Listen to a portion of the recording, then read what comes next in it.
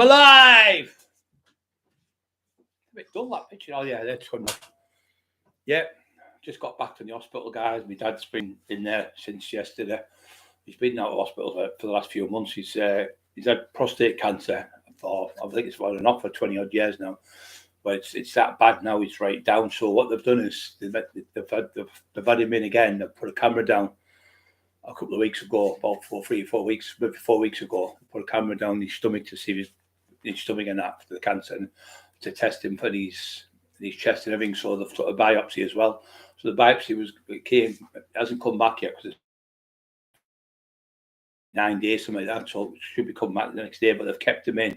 He was in a bad way when he went in because he hasn't been. He caught he's got a throat infection through when they put the camera down. They scratched his throat inside, and it's all down his esophagus, and he can't swallow. So he hasn't been eating hardly, and he's been struggling to swallow. So he's suffering from. He's got delirium because there's no water in his body hardly. And when you look at, they put him on a catheter on him because he can't pee properly because obviously the prostate cancer. He's had cancer with that for years on and off. He's gone for treatment. So they've tested him again. So they don't know what it is now. Don't know if it's gone to the lungs and the stomach or whatever. So that'll be back in a few days. But he was talking today and everything. He said when I come in, he perked up a bit.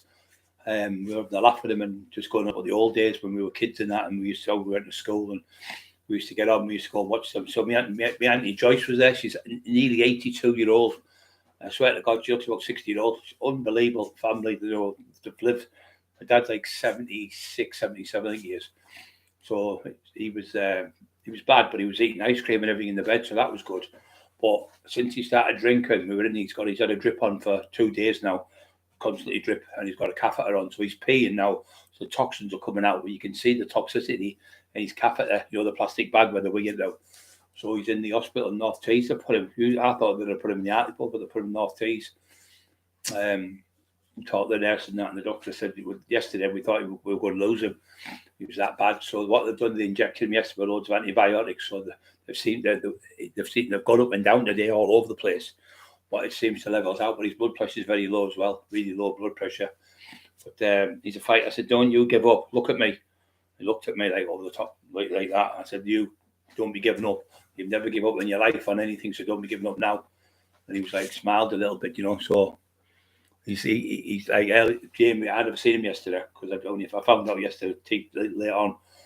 So obviously today they're meant to start to work a bit, but the water's definitely getting in his body. So before I got there, about 4 hours before I got there, he said he was seeing things and all sorts. I said that's because there's no water in his brain now, and the body's got no sight. When you see people in the desert and they're walking, they've got delirium, which is like where they'll see like loads of food and that, and it's not there. They'll see things that aren't there. That's what happens when your body's got no water in it. So the water's going in his body, but the toxins that are coming out, you can see there, so that's good.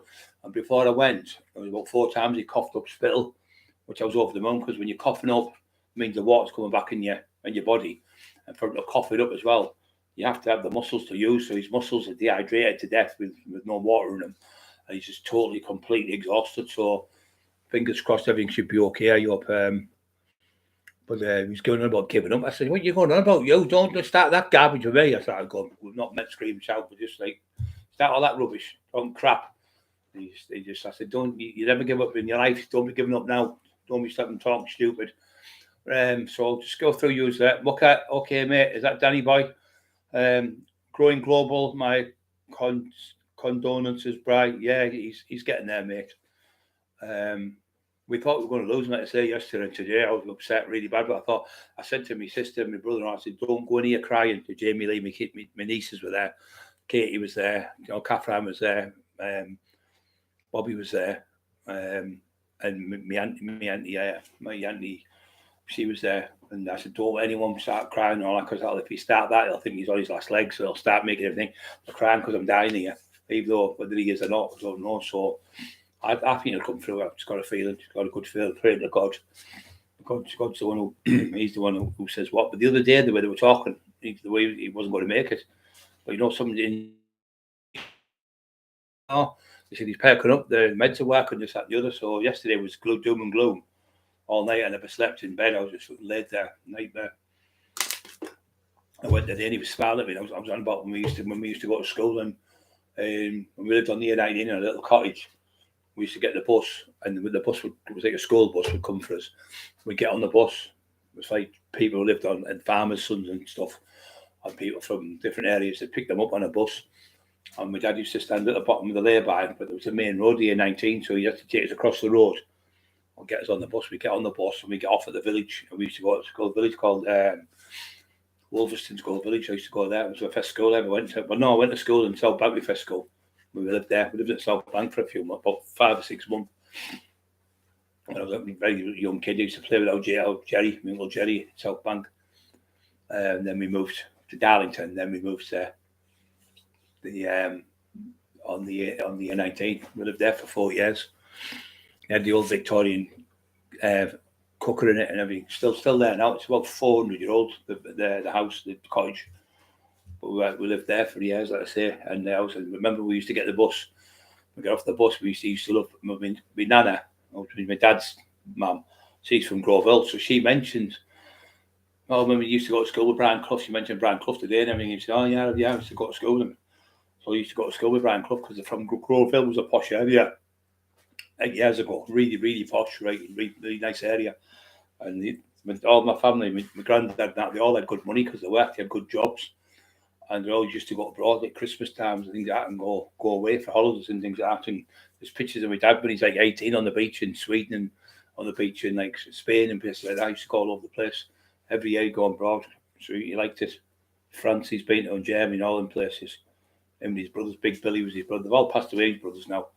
But yeah, it was nice seeing my auntie. My auntie Eileen used to live right near the foot of Ayrson Park.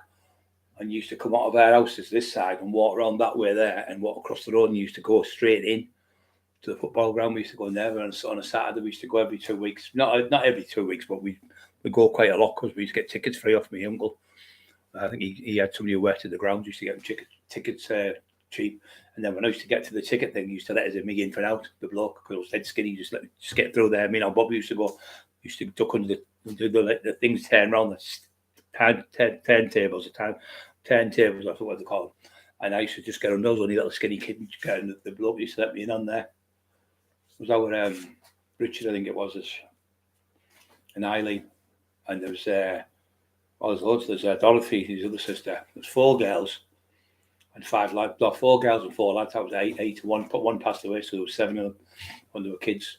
But we lived there, like I say, with Brian Clough. He used to go to school with Brian Clough. Brian Clough wasn't in the same class, but he was in the same school. My dad was a better runner than Brian Clough. But my dad was good at long distance running, and Brian Clough was like obviously a great footballer and manager. He should have been the England manager. He was a brilliant manager, but he was too controversial. Imagine trying to tell him off. Not like they went down now, Man United. Fucking hell, they've done well yesterday, didn't they? Fucking hell, getting beat 1-0. It was a bit of Fergie time. And ironic that his wife just passed away, Kath, God bless her. And I said he mightn't come back to the football dinner the other day to years. Now there's a rumour going around and a few articles in the paper when Ferguson's on about coming back to Man United. And I hope he does. I really does, because obviously his wife's passed away. He promised to her he'd never go back to football, but she's not here now, so he might not. He might do it. Obviously, sat at home doing that. You might think, this, I'm going to go back to football and get this this football team on. Because I'm telling you now, the players that he's got there now aren't the best players. But I know he can turn that team into a winning side again. It's his attitude and the way he goes. It's like Bill Shankly at Liverpool, Manchester United manager, when they had the Busby Babes, Matt Busby. But a brilliant attitude and a brilliant mindset. Never give in. That attitude, even when they got killed in Munich, 58, I think it was, they still came back out and still became a great team. And that's a team spirit and joining together. So I've just had a daft text off the little fucking idiot again, I won't say his name, saying, Paddy gets more views than you and Paddy gets a lot more likes than you. I said, you just sound like a 5-year-old kid in the playground, you definitely need, I said, I didn't call him out, I just said, let me tell you something, I don't care. Freedom, thank you, brother, you're a legend, thank you very much. God bless you. I don't care if he gets, I was getting, on one of my, for 5 months in a row, we had 400,000, 360,000, 850,000, 580,000 views in these months. It worked out. In 2 months, we had over 1,150,000 views. But it was just all chaos with Decker Higgy and this one and that one, all that. It was people arguing, shouting and bawling. I'm going to bed. Where are you doing where you're at? You're fried with it all. I thought, I don't need this shit. I said, it's not all about this. and nobody was getting help. No one was getting help. We were all helping each other. So I said to him, I'm not bothered what you do with your podcast. Get on with your own life, please. Go and look after your wife, your kids, and whatever, your family, and move on with your life. Stop commenting on my comment on my channel every day on garbage. I said, whether I get 10 people on or 20 people on, and them 10 people are talking to them other 10 people, that's what you call a great channel. Yeah, but he gets more likes. I said, not bothered if you might get 1,000 views on there, but it's all chaos and shite. And mate, I'm going to grass you up, and I'm going to make statements about you. I'm going to tell you there's dead bodies. It's all doom and gloom. And 99% of it's all made up shite, just for the drama and just for the money. That's what it's all about, just shit. So I'd rather have a channel where we're all helping each other on here, like all yous on here, all talk to each other. You don't see that on his channel. His channel, you go and put a comment and he takes it off in 2 seconds. So there's no camaraderie on there. There's no niceness. There's nobody saying hello, like Freedom and Colin Little McGuire. Hi, yes, Steve Mac. And everyone's hello. I'll just start putting you all lie in the call. Christian, racing lady, another lovely lady. Steve Mac, great lad. Al Dent, Steve Mac again. Pat's. Now then, troops. Say I mean, now then, troops. That means that you're all doing everything. We're all together as a troop. That's what I'm saying. That's the response we've got.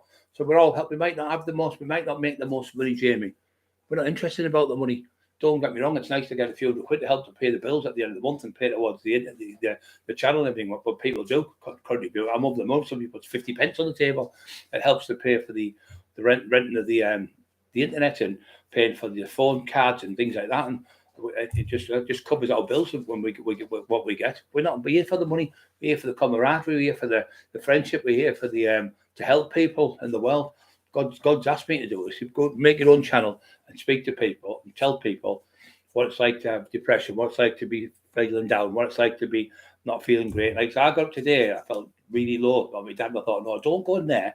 Do what you do. Do what you do. All the people who come in here, do what you do. Do what you say you to do. So, I'd say to them, don't feel down. Don't go there, laugh and joke with him. Have a bit of fun. Don't be crying in front of them and all that, because it'll make them even worse. And they'll even think I must be dying me because they're all crying over me. I said, nobody cried and just all tell jokes and laughing. So it was all, we were laughing and telling jokes and laughing at him in there. He was really down. He kept falling asleep with his mouth open, exhausted. And he kept waking up. Then he was talking about this, that, and the other. You could see he was happy when he was talking, But he said he was really down yesterday. So today was a different. My dad was different today. But God bless him. He's trying his hardest, fighting, tooth and nail. But it's lack of food. If you don't eat food, into 2 things in the world, what you need is oxygen's number 1. You can't go without oxygen for a couple of minutes and then you'll die. And the other one is water. You need water. You can go without food for months, but you can't go without water for months. So them 2 things are in abundance, but you obviously need food as well. But when you haven't eaten for, like, say, 10 days, I think it was he hadn't eaten for, and he wasn't drinking properly, and he was only having little sips of tea and that dehydrates you anyway, tea, because it's caffeine. So you need water in your body. So what they've done, they put drips on him now. He's got drip run yesterday. I think he's had about 3 on in the last 2 days. Jamie said when they weighed him, he put 3 pounds of weight on, which is good. That's just probably water. But that shows you how much water he's lost out of his body. Because when you're losing the water out of your muscles are about 70% water. So if the muscles got no water, there's no strength in there. It's like to push things and get out of bed. And and when you're looking at people, you're talking to people, you're falling all faint because your brain's got no water in it. When you've got no water in your brain, you start being delirium. You start getting headaches. You start feeling sick. You start feeling dizzy. It's lack of water. So you need to keep your body topped up. That's why you see me sipping water all day. I might have 1 Lucozade a day. I'll have like half an hour like this, and I'll have half an hour tonight. Just to keep the electrolytes right. I'll have a Diorolite every 3 days. What you get, they're about £7. So it's £1 every 3 days. I'll have one, but they keep you, especially if you're training. Water. I never feel dizzy. I never feel sick. Only feel sick when I take. I haven't had no meds tonight, apart from one tramadol I had. And Jamie, when I'm looking at my nose, son, it's nothing to do with cocaine. Look at my eyes. Look at my eyes. My eyes are perfect. I've got nothing wrong with my eyes. I've got no sweat coming off me like you do. I've got no heroin in my system because my eyes would be pinned to death. And if my eyes were on coke, Jimmy, my eyes would be like that, big black eyes. You could see them like just all you see is the black of my eye. So stop trying to pretend I'm on drugs when I'm not on drugs. I've been off the drugs over 4 years. You couldn't eat stuff over 4 days. It's an impossibility for you. So what you need to do, you need to stop with this jealousy because it's eating you away.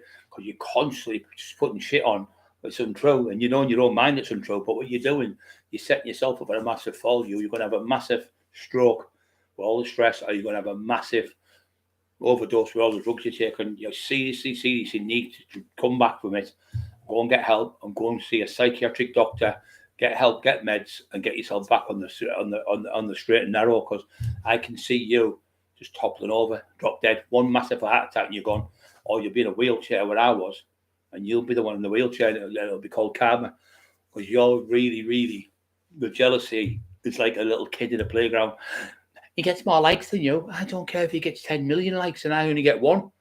If I help that one person back, if he's got 1 million likes, if he gets 1 million people on the night, or you got 1 million, or anyone gets 1 million, I don't give a fuck. I don't give a shit. I'm not bothered. But if I get 5 people on it, right, I help 5 people, I'll go to bed and go, thank you, Lord. Thank you for helping me help them people. When you don't see that, I get texts off people saying, I was suicidal today until I come on your YouTube channel. I've been drinking loads by what I do. I say, just stop drinking now. Stop it now. Then I'll contact them and talk to them. And within a few days, they're all right. They'll say, I felt so down the other day. I feel great today. But when you're feeling down, guys, it's not going to be feeling down all the time. You're already down because you might have been drinking. You've got a bad head with alcohol. You might be struggling to pay your bills. So you start getting depressed. You go, I need to pay my mortgage. Well, that does stress on you. All that weight on your shoulders. You've got to pay food for the kids. You've got to get the kids' shoes to cook there. They're starting school next week. Things like that. They don't get you down, things like that. But in the end, it's part of life. We've all got them burdens. We've all got them bills and having to get a shop and I have to go to work and do this, I have to do that. But at the end of the day, it's just part of life. So if you keep thinking the worst, or it's just going to happen, that's going to happen, then you've got to set yourself up for all these bad thoughts. So you think, it's only 24 hours. Today's going to be a bit better day. 24 hours is a massive jump. My dad yesterday was nearly looked like we're going to lose him. Now today, he looks like he's going to survive. So that's 24 hours. Give yourself, if you're going to do something, don't do something rash. And that's it, I'm packing my job in. Phone up, pack your job in. Go think about it. Sit back a couple of weeks and think, is it worth working with this? Is it worth doing this or working until I try and get a new job? Or if you're going out with someone, you struggle with someone and they're drinking all the time and they're taking drugs and they're getting you to take drugs, break the things down and put the name of the person, then put like drugs, and then get a piece of paper, write on it, oh, she's good like this with me, she's good with this, she's good with that, and then put down how many good things she's got or he's got and how many bad things I've got. And if there's more, say there's 50% bad things, only 10% good things, obviously the answer's there in the paper in front of you. So you can't fix something that can't be fixed. You can't fix a car if you can't get the engine for it. If the parts are obsolete, you can't fix it. So if somebody's drinking, and keep promising you every night, that's the last time I'll do it again, I promise, off the messing out behind your back and you're coming home and sleep with different people, to keep doing it constantly, it's never going to stop. If you've been doing it 5, 6, 7 years here, they're never going to turn around and stop. They're going to keep doing it and doing it because they think they've got you controlled on the little under the thumb or around the finger, and you don't love them that much. But what you're doing is you make yourself, you're going to have a mental breakdown because every time they go out, you're going to think, she messed about again. Is she doing this? Is he doing that? Is she doing it? So then you're in a turmoil where you're in purgatory, it's between heaven and hell. So every day she's messed about because she's seen him and she was seeing him, she was doing this, she was doing that. So sometimes you've just got to think, look, I've got to move on. You've got to sometimes do even loved ones. You might be a mum or a dad who's a narcissistic bully, and they're bullying you and making you ill. You've got to think, I know it's my mum and dad, but I've got to keep away from them. I've got to keep away from them for my own sanity. Or a girlfriend who's a narcissistic bully, want you to do everything her way and everything else your way is the highway. In life, we have relationships and it's 50-50. So one week you say, we'll go to the pictures. Then she might say, oh, I want to go to my mum's. Then you go to the mum's with her. So you have your turn, they have their turn. You know, somebody's mum's bad or something, or somebody's dad's bad or something. Obviously, you're going to be going there with your wife to help you and with their mum because she's poorly, because that's life, because she's down. But when your family members get bad, they come and help you. Your family member, Emma's been there with me. She's been in the house with the dogs all day, clean the house and stuff. Make sure he's okay and that, and phone up. But you got to give and take. You can't just keep going out every weekend. Lads come along, get the paid wages on a Friday. I'm off out with the lads and coming back, minging drunk. No, hardly any money for the kids, hardly any money for food, hardly any money for electric and gas. That's not fair on the wife. But I work for the money. No, she works all week. She's putting the kids, getting out of bed. She's washing the pots, cleaning your clothes, ironing your clothes, hoovering up, washing the windows, taking the dogs for walks, taking the kids to school, getting prescriptions for this one, doing this, doing that, and fucking clean all the front, doing all the bedrooms. That's a harder job than just going to work at British Steel or something, or going to work fucking fixing a car. So that's a lot harder work with a woman. Like the kids just been, they've got a 2-year-old and a 4-year-old and a 5-year-old, and all of them have got, say, chicken pox at the same time. How much chaos do you think that is for the woman at home? Stress for that. So you've got to sometimes think, you say, I need to help my wife, I need to help my husband. You need to pull your finger out and pull your own weight. Don't dare go out at the weekend if you've got 3 kids bad in the house. That's just absolutely disgusting. Leaving your wife with 3 poorly kids. You just got it in your head. Well, I wouldn't go anywhere for a week or so, lads, because the kids are bad. And all your mates will still say, well, good on you, mate. Good on you. Good on you. Because you've got to overstay with your wife and help your wife for the kids. That's a proper man. That's a proper woman. That's what you do. We all have to toe the line. You can't just be selfish and think, well, I'm going to spend £100 on alcohol this week. I'm going to have a weekend now. I've got £100 for drink. But you might need £20 for electric, 25 for gas, 30 for fucking hot water, whatever, and 20 for petrol. That would all go. That'd pay your bills. And then you could sit back. Well, I've got the telly to watch, plenty of food in the cupboards. I've got my beautiful family around me. The kids are happy. They've got bits and bobs in the cupboards for them.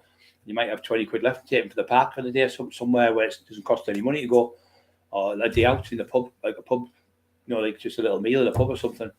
But can't be selfish and think, well, I'll go out with the lads all weekend drinking and getting mortal drunk, coming in at fucking Sunday, going out one Friday, coming home Sunday, mortal drunk, and there's no money in the fucking, there's no petrol in the car for my wife to take the kids to see the mum, the nana and stuff, or there's no food in the cupboards for the kids to feed. That's being selfish. You've got to put the food on the table for your children.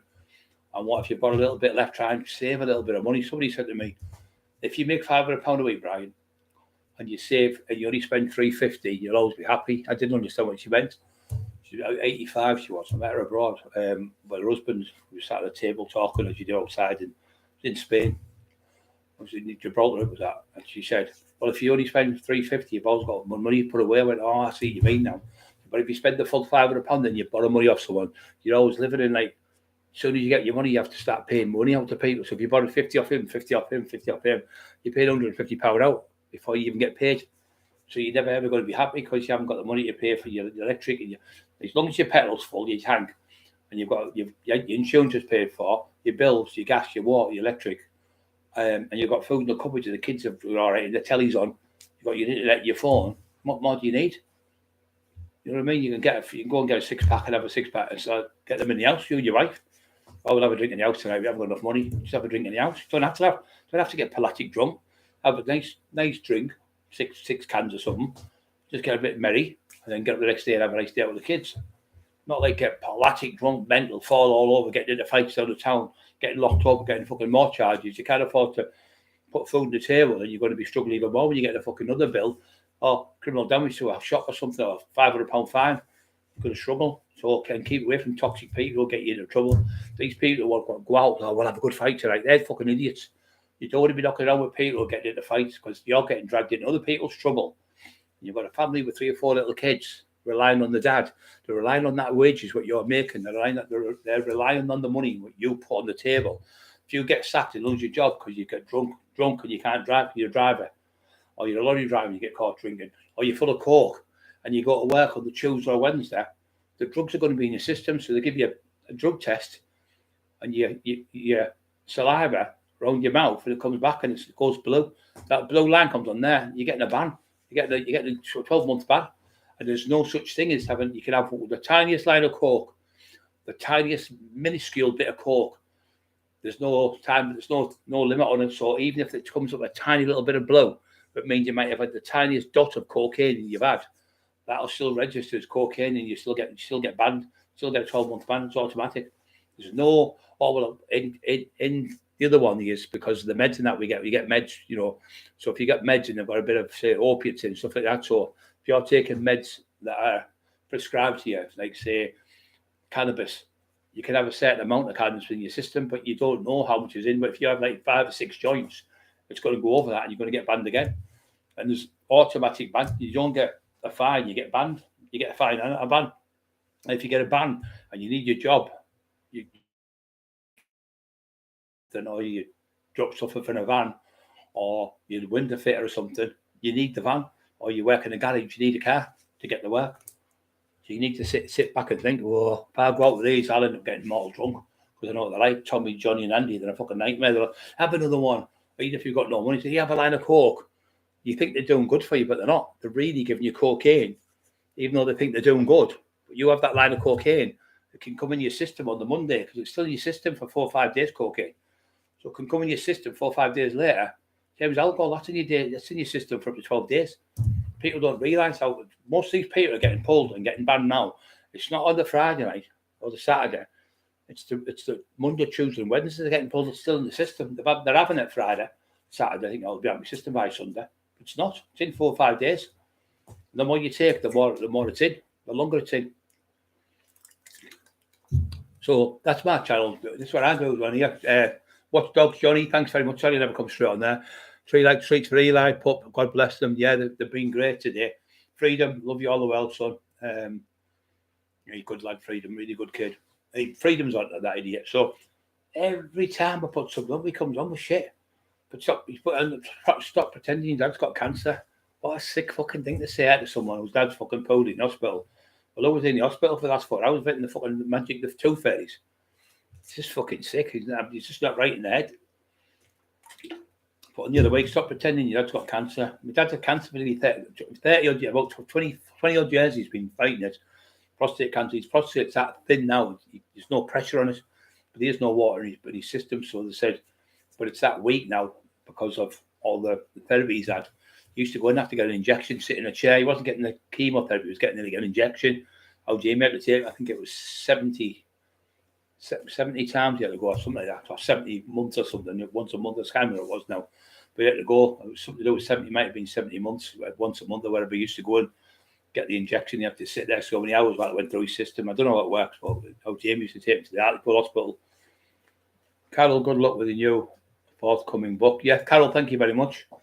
We've also did the movie, as you know, Carol. This is Birmingham. That's out in November, sometime. And then I've been chose to do This is Birmingham 2 in Birmingham. Manioc's photo today is going to take me. And Manioc's got all the see what I've done is I never showed all that. I'm not like, if he gets out, he puts it straight on. He's all excited because he's done something. So I've got me acting. I've got me talking on it. You've got me on the camera. You've got camera roll. You've got the actors there. You've got the big warehouse. You've got the stuff. You've got the other cameras, 3 or 4 cameras on, all the lighting's on, all that. But that'll be tomorrow. It'll be, it's me. Don't you pretended. You just ask somebody to do it for him for a minute. Just every single thing you do, the jealousy's in him because he has to come on. I bet you the film's shit. Well, how do you know it's going to be shit? You haven't even seen it. The jealous, that's when you can tell someone's jealous. Every time we do anything, your book's going to be shit. The book's garbage. The cover's shit. This is everything's shit. And then in his own delusional mind, he's still going on about the Paul Sykes movie, which has been going on for 10 years. We all know it's all cuckoo shit. Carol, your lovely granddaughter was at mine the other day. Oh, yeah. Thought you meant that relation there. Peter Vox, legend. Thank you, Mary. Peter, love you all the well, son. Rock, I hope you're okay. Hangman Audits, another great lad. Paul Cresswell, hope you're okay. All Dent, Hangman Bro, line called Christian. I remember there was a line called Christian. I remember that. It was that line was called Christian. There were 2 lads from London, and they had the line called Christian for years. And it was where you could, I think it was the 1960s, I'll tell you the truth. And you could have, it was only so many years ago they stopped to an island. You could have a lion in Ireland as a pet, or a monkey, chimpanzees and all that. You could have them as pets. You could have them in London, I think in the 60s, I think it was. So they had the lion. It was either 60s or 70s. And these 2 lads had this lion, and they had him in London with them. So they had to let him go. They had to take him back to Africa because the law changed. So when they parked the car one day, it was a funny story. And the bloke went in, and he said, "Oh, thingy ticket, for parking." He said, "Parking ticket." And he looked in the back, and the line went, he growled at me, fucking shit himself. No, the traffic one ran off. So they tell the story. It's a documentary about these 2 lads. Anyway, they let the line go. They haven't seen the line for, I don't know, maybe 10 years or something. They went back to Africa all these years later, and they called him Christian the Lion or something. I think he was called.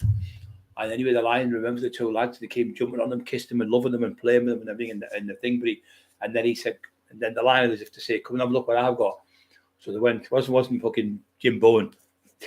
come and have a look at what you could have won.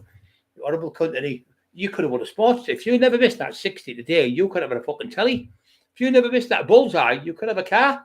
You like that, and you think, fucking hell, rub it in, why don't you? Come and have a look what you could have won if you hit a treble top. Come and have a look what you could have won. You could have won a holiday for 2 and your lass will go mad.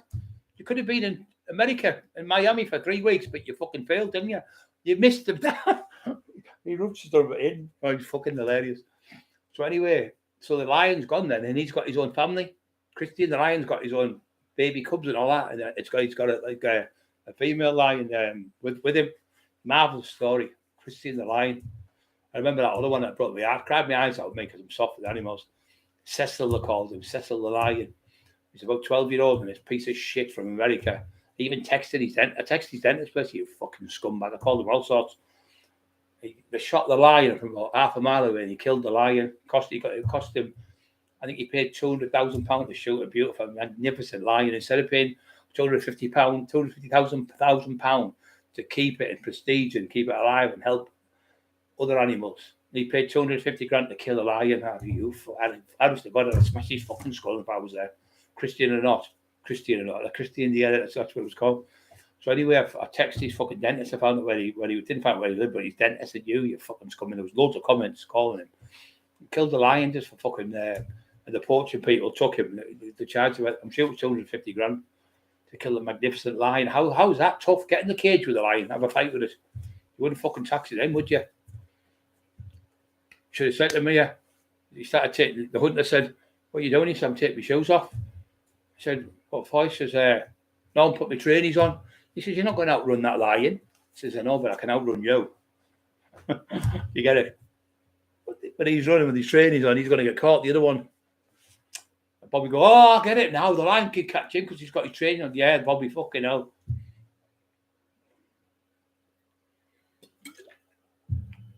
Every 100 chance. What's that mean? 100 chance. I don't know what that means.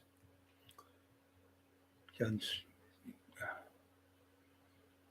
I don't understand that. 100% chance. Absolute disgrace. That is. Cartman. I'm a big Porky scratching. Evening all, mate. Cartman. Hope you're okay.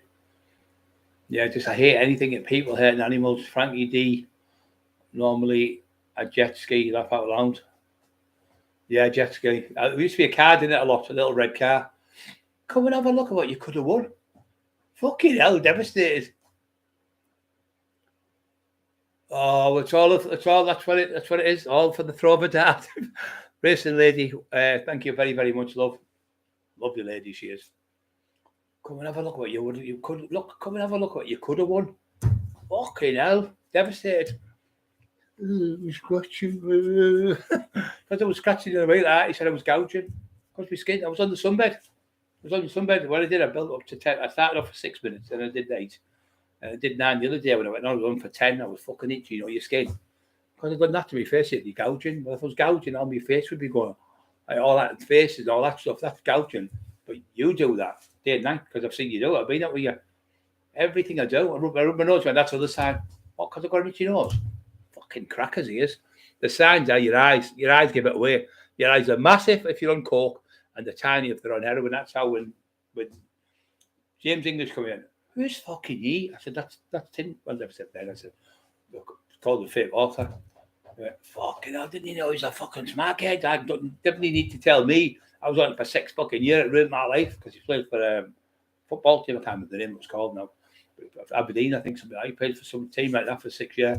James English went, I didn't know he was on fucking smart kid. So we had to put the dog in the other room to hide him from the neck because he kept making them daft noises, yawning and fucking talking shite. So James wouldn't do the podcast in front of him with me because he asked for all the other people he'd done books with. They weren't interested. No, he's not big enough name. Won't get no views for him. How can you do this? No, won't get no views. I was the only one he got. He said, I've got Brian Cockerill with you. He said, do the fucking tax, man. Fucking right, I'll do him. I'll be right fucking down. Straight down on the Monday. All right, big man. Hey, you big bastard. Great, James. Fucking great laugh with him. And he said, come and see me anytime. I'll come and have a weekend with me. And when he asked him for the number, I've lost it. I've lost his number. And he did the same with Jimmy O. Jimmy's a good lad. The Jimmy O show. Jimmy O'Neill. I'm going to go back on Jimmy's. Me and Maniok couldn't go down the other day. I'm going to go to Jimmy. So I own one because obviously I was calling Jimmy because I thought he was calling me, but that cunt was obviously doing the same thing again with Jimmy. So now I found out he's done it to Jimmy as well. So Jimmy's like fucked him up. He said, I feel stupid. Jimmy said, Steve, official topic talk. I've just been used by Shirley and Jamie to bully the Cockerills. They've used me like I feel a bit ashamed of myself. And I said, tell them don't be daft. And Jimmy come on. He said, I'm coming for a pal. I'm a big fella. I went, oh, brilliant, Jimmy. Because me and Jimmy got on great. I was coming on his show in the night, like because he's on late at 9, 10 o'clock. I was going, all right, but how's the fans? And everyone was staying on longer. He said, oh, thanks for helping us out with this, Brian. It's brilliant. Lots of people love you. We all love you in Wigan. That's it. Everyone seems to love you everywhere you go. But he fell out with him. The same thing. He's ripped him off as well. But it's good now because once the truth gets out, you can't close that door. Once you open that Pandora's box, it's out. Pandora's box, and it's out there. That's the great thing for me because everyone believes us now. But as of me being jealous for another podcast, it's not me. I've never been jealous of anyone in my life. I'm not one of them people. I've never been like, oh, he's got a better car than me. I've never been like that in my life. I've never ever been jealous of anyone. Somebody get like say somebody wins £500,000, oh, good on you. It doesn't bother me one bit. It doesn't bother me in any way, shape, or form. Honest, I've never ever been jealous of anyone. Guys' clothes are better than mine. Never bothered me. Never ever bothered me. I just like to help people. Party scratchings. Thank you very much. Your legend broke. The horrible and pork scratchings, aren't they? The fucking salty, horrible things. First super on a live stream. Let's celebrate the first super on a live stream. Come on, everybody! Because I sing and they're laughing, dancing, jumping. You're off your nut, you can tell them. Nobody would start singing and laughing and dancing like that if they weren't normal. I know I'm not fucking normal. I'm fucking mental. Well, if you're mental, we love mental people because they can do mental things. You do crackers things what normal people wouldn't do, they wouldn't dare. Come on, everybody! Ding, ding, ding, ding. You can't do anything unless it's got a fucking brown lid on it. Fucking hell, all day long getting up out of bed, taking that shite. You're like garbage. And I was on the other stuff, the coke and that, taking it. I look back at myself now and I feel a bit ashamed of myself when I look at myself. Not look at myself. I thought, what a fucking idiot. When I've been with my sister on them today, I was looking at them all. They're all looking at me and all happy because they can say, you look really good. They said today, they said you look smashing. Absolutely brilliant. So just the injuries now. I'm just going to keep concentrating on getting better now. But the movie, I've got to speak to him next week. What part that? But I'm going to be getting the script and everything off him next year before I get the script. But I'm going to get a massive part. He thinks I could be in it all the way through.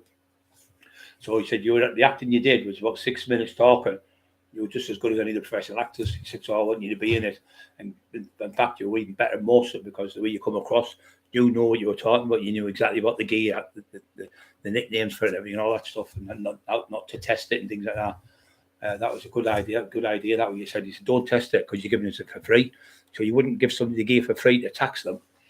And then you have to test it to see if it was right stuff. You just say, well, there's the gear. You give us my cut and you have your cut. So they wouldn't rip you when they're waiting for you to pay them. If somebody's giving you something to say, that's a mess. Because once you get the car and you've got to drive with them, this car's a fucking mess. You just give it back. So you wouldn't give somebody gear, like Coke, it was shite. And then, because they're going to say, they can't sell this fucking shite. And you don't go mad for them. So you wouldn't test it.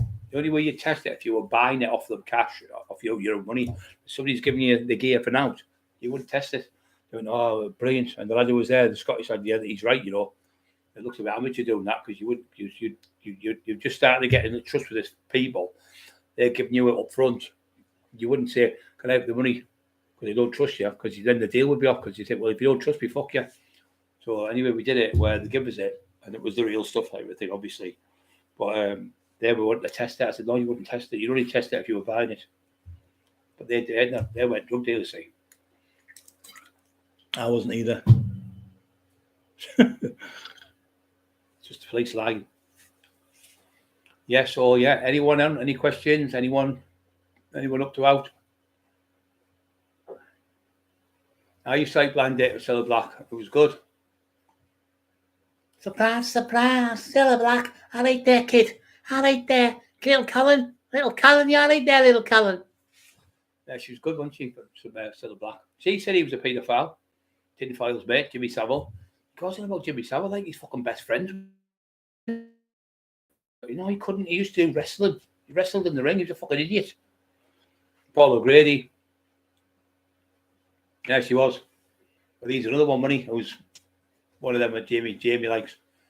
Well, but there's nothing wrong with that. There's nothing wrong with it. But he was another one of him, like in the same closet the gang he's in. I just thought, like, if they're in that thing and you're married, and you're going to be just come out and just say, look, I got married, but I'm not. But I'm such a judge. I'm not with my wife. I'm just blah blah blah. And tell the truth. And just come out with it instead of fucking make the fool of your family and all the people. Because when it comes out, it makes you look stupid. Just tell the truth. Just tell what you are. If you are what you are. Remember when Scylla's husband died? She got burgled. I can't remember getting burgled. No, I can't remember that one, mate. I can't remember that one. There's been a lot of people who've been burgled. I remember been like Pogba got. I remember Gerrard getting burgled, and they used gangsters to get the money back for him. Didn't I remember that one? Even Gerrard, they used the gangster. I knew the gangster who used it in that way. They got the lad got hiding apparently. Well, he got burgled at what do you call him now? I think his name, thingy dead. Duncan Barrentine. He got burgled and they robbed his daughter's house and they pinched something that was worth 20 grand. I can't remember what it was now. Whatever the pinch, he said, whoever brings them to me, I'll give you 20 grand. He got done by the police because he was fucking paying somebody 20 grand to go and get them. He got nicked, but I don't think it went ahead. He just said, I put out. Like maybe the thing with him, and I went, if you come to my fucking house, I'll kill you. But you say it in anger, and he said it in anger as well. So it's in what you call in the in the heat of the moment. Well, my house was on fire, wasn't it? When I said mine, fucking hell. He gets my house petrol bombed and smashed my windows. And then he's saying I've threatened him and all the shit, and they've checked it all out. There's nothing there. Say, well, my niece today said, "Oh, it's happened to me. My uncle Brad, what's happened to my computer?" She's doing a course to be a barrister. She was after me through the course, and all the work's on that computer. So I need that computer back. I have to phone them to Monday. Or is it Monday tomorrow? I have to phone them tomorrow and say, "Look, I want my computer back for my niece. Because you've took the computer for no reason.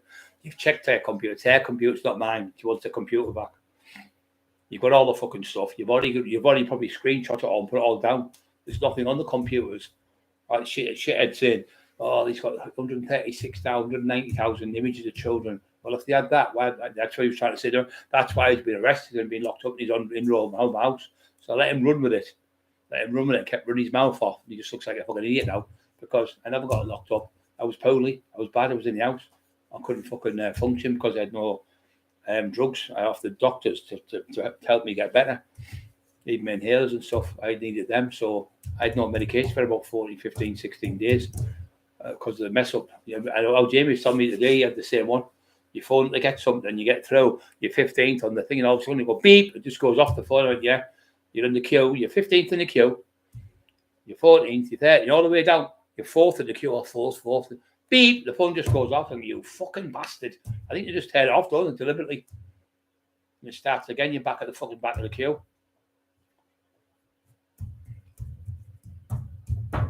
Rich tea, 78 biscuit. Or rich tea biscuit, 78. Yeah. I can't remember anything about it. Been a few people burgled, like top people. Like singers and stuff have been burgled, actors. Fighting fit. Finals, games, respect from Article, Brad, God.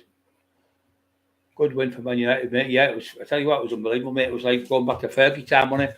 And it was ironic because she just passed away the day before. It was in the Fergie time. They actually scored extra time because it was given 6 extra minutes. The 6 minutes went up and then give another minute. So that was definitely Fergie time. Because them teams, like your Beckhams and Paul Scholes and Ferdinand and Gareth Pallister, all them type of players. Cantona, your fucking Van Nistelrooy, your fucking unbelievable goal scorers could score. Turn the game around in a second. They haven't got players like that in the team. You just haven't got them type of quality players no more. Plus, the players are controlling the manager. So I think he's lost the changing room. Call it. He's lost the changing room. I know what I'd fucking do, but I'm boom right the fucking ass. I would. I've been in a few places, with like football players. I can't mention them where I've gone in. Not big teams, just like local. I've got to do a speech. Hull, Kingston Rovers, they wanted me to go and train with them for a week. But I was fucking mental on the drugs, taking too many drugs. But they asked me because Chrissy Island, who's my mate, who's Steve Mack's mate, I've got the t-shirt upstairs. The Hull Kingston Rovers rugby team wanted me to train with them for a week after the McIntyre documentary. They seen it, and they contacted me and sent me a t-shirt. So I've got all the names of the rugby players on the Hull Kingston Rovers t-shirt upstairs. Still got it now. Best Brian Emma, massive love from the family. Paul C. Hope you're okay, Paul. Carlito's way is not walks. Carlito's way. He says in the thing, he says, a favour will kill you quicker than a bullet. It's fucking true, no? Hit the like button to support the channel. You know what? Al Dent. I said that today. Don't forget to push the like buttons, guys. I thought I'd tell you. Been in the hospital all day, though, 4 fucking hours in there. Fucking horrible it is. Support my dad. You know, he had said I was struggling. Got some water. He's got a drip on him. That's a good thing. So it's automatic going in the water. It was like coming out the drip. It was like pure. Like it was like Newcastle Brown Ale. It looked like it was coming out. He hasn't drank for years, my dad. But he smoked fucking all his life. And I told you, in fact, no good to you, didn't I? He went, I know. So Duncan Fairson got his house robbed and did people in that break in. I'm not sure, mate. I don't know about Duncan Ferguson. Big fucking lad, Duncan Ferguson, Scottish lad, and he played for Everton for a while. He was good with a header, wasn't he? Good. I think he played for Man U for a bit, I'm sure, as well. I don't think he was good enough to do it. Mia Khan had, yeah. Well, what happened with Mia Khan? He got his car took off him. I don't know about the money one, but I know for a fact he was in Bradford because I got a phone call. I was down that way, and they said he came out and they were pinching his car in the car park. And he went, then you'd have cunt. And they pulled the gun, I think, out on him. I went, just take it. He walked away. And somebody said, what a fucking shit house. He bottled it and all that stuff. No, he didn't bottle it. He's walked away. See, he got into a fight with him. He was fighting for the world title. I can't remember what it was he was fighting for. He was fighting for a world title. So why would he get hit somebody in a car park and kill them? Or really hurt someone to fight you, or break your hand? He's up for fucking getting £2 million for a fight or something. Why would he just walk away? Like Arnold Schwarzenegger said, somebody shouts at me in the street, you big daft cunt, or but never said that word, but words that affected our language. Oh, you look at you big daft cunt. He just walk away and just laugh and go, see you later and bye. He sat there with $400 million. He can't afford to get into altercations in the street with people. So all that it was this Asian lad, the Prophet, they call him, fucking divvy. He was going around offering people out. He was going out with a Prophet, I'll fight you. And he did Rich Piana and a few others. Stallone, stop taking steroids, you shout. And he's full of steroids yourself, the fucking idiot. And Stallone wouldn't bite. He went, okay, brother, and just jumped in the car and went. He said, what am I going to get out of the win? Because I'll be in every paper in the world and all of the newspapers all over the place. Stallone has a fight, gets beaten, and his reputation goes or whatever. But it's not that. It's not the reputation. He won't work again because I think, well, if he's getting in a fight with people in the street, we don't want him to work for us, and that's what would happen. He'd lose millions and millions of pounds. You know, one worth about 400, 500, 600 million fucking had nothing. Got himself up to the ranks by just writing his own stories. He written Rocky himself. He actually written that, and he went to do the film. They went, no, we're not going to give you the part to play. He went, oh, fuck you, then he wouldn't do it. So I can't remember what they offered him, something like 60 grand or 100 grand. But no, I'm not interested. So he kept doing it, and he ended up doing the Rocky film himself. And I don't know if he directed it and things like that, but I know it was his film, and he'd written it all the way it went, and he wanted it to be done the way he did it, and he did it, and he can have a bit of a boxing fight. He's not daft. He's good, but he's not fucking world class. Obviously, he's just amateur, but the money's made out of films, and the films he makes are brilliant films. Abe Arnold and Bruce Willis probably made the best movies in the 80s. They were all action films, and all them action films have gone now. It's all like mamby-pamby shit now, but fucking Kung Fu Pandas and all that crap, and fucking absolute shite, and fucking it's like games, fucking kids, robots fighting each other, and all garbage. That looks a good one that Liam Nielsen's just brought. Yeah, I didn't know this, that Liam Nielsen, his missus passed away. She had an accident, I think she got a brain tumour. Skiing. She passed away in the hospital. Was devastated. I think she was only about 56. Lovely woman. One of the she called Redgrave's. I think Vanessa Redgrave's daughter.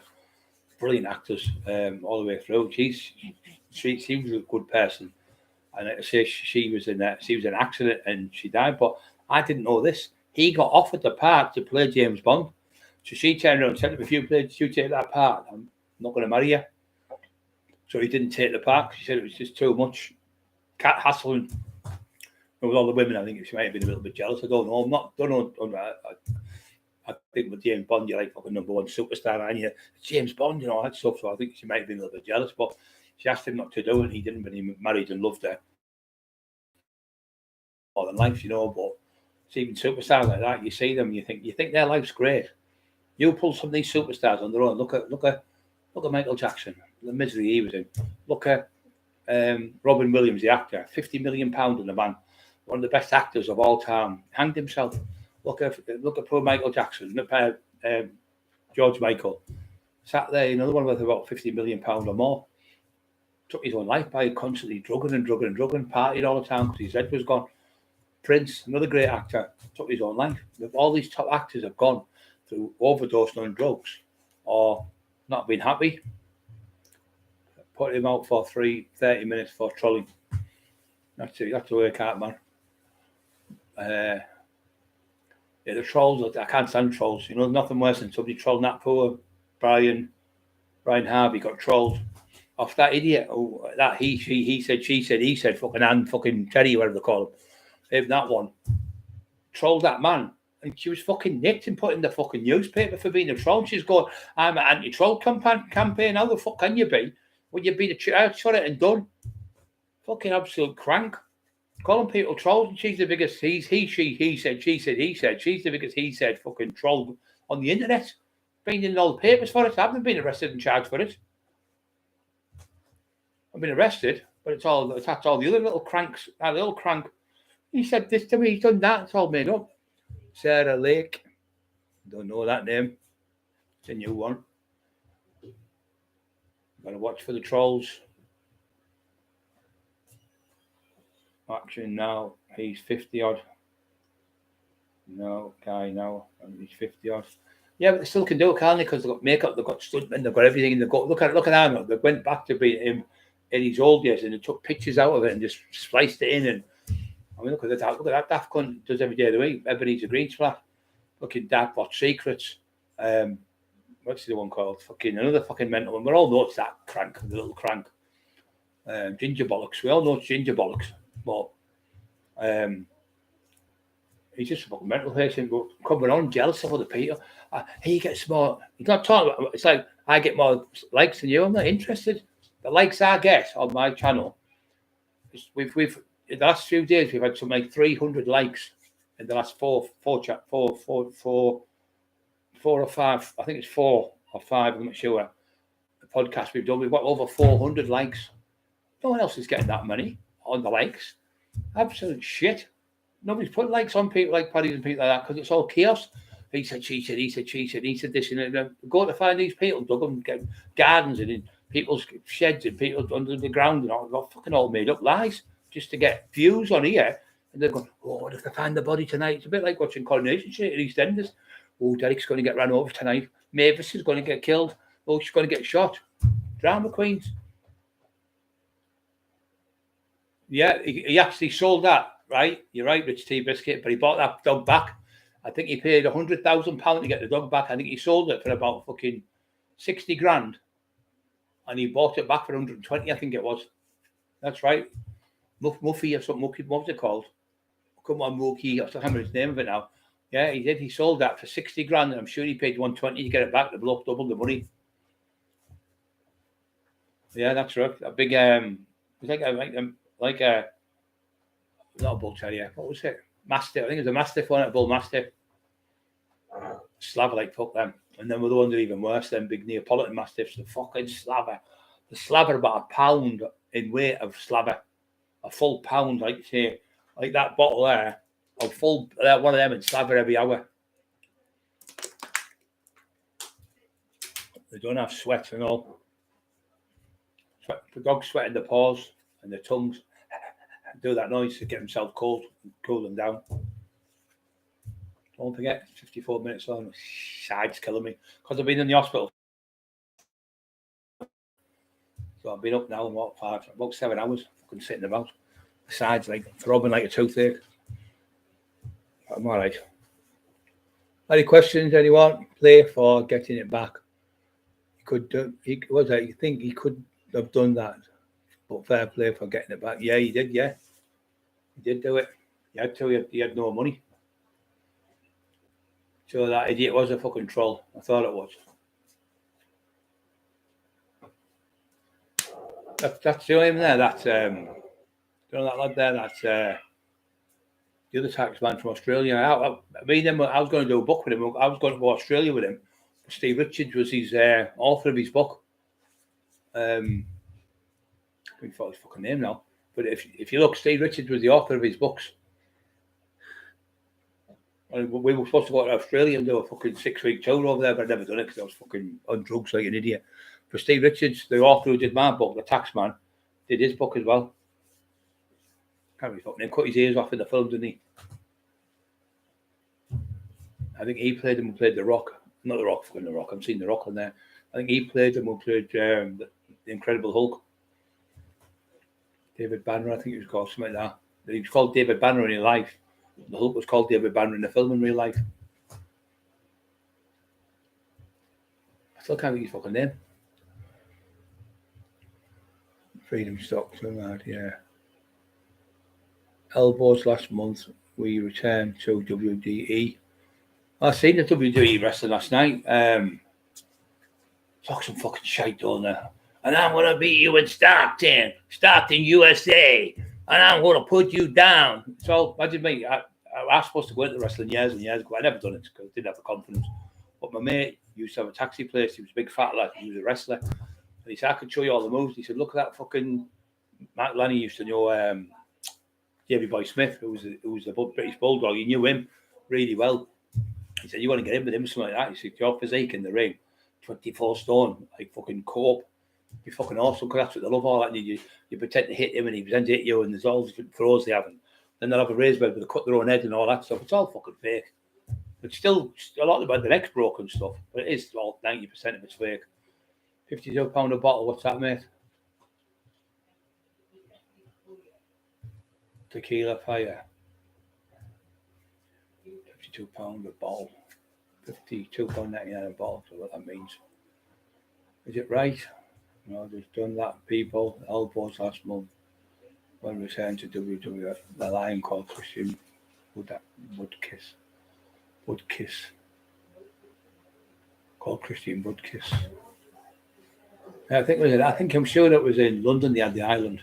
And then in Ireland, you could still have animals. There was one before. I don't know if you've seen this or heard this. She's on to an she said, the monkeys got out. It was a chimpanzee. They're fucking strong. They're six times as strong as a human.